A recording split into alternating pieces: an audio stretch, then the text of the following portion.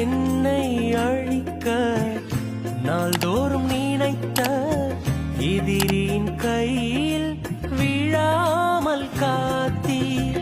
என்னை அழிக்க நாள்தோறும் நினைத்த எதிரின் கையில்